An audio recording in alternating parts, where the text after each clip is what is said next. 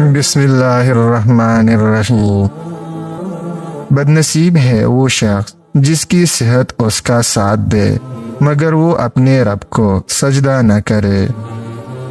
کبھی کبھار ہمارا دل صرف اس لیے ٹوٹتا ہے تاکہ وہ اللہ سے جڑ سکے۔ آپ مخلص رہے یہی کافی ہے، اجر تو اللہ دے گا۔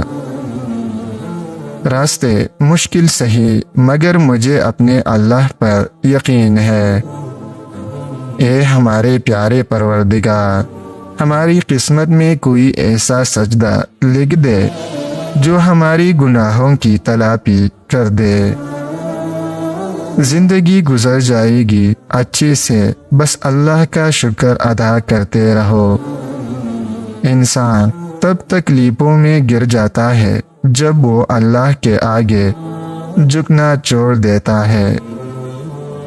نبی کریم صلی اللہ علیہ وسلم نے فرمایا، دو نعمتیں ایسی ہیں جن کے بارے میں بہت سے لوگ لاپرواہی برتتے ہیں، ایک صحت اور دوسرا فراغت۔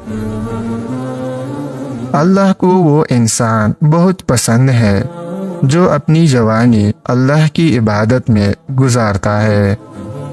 جو لوگ دنیا کی پرواہ کرتے ہیں، دنیا ان کی زندگی مشکل بنا دیتی ہے، اور جو لوگ اللہ کی پرواہ کرتے ہیں، اللہ ان کی زندگی آسان بنا دیتا ہے۔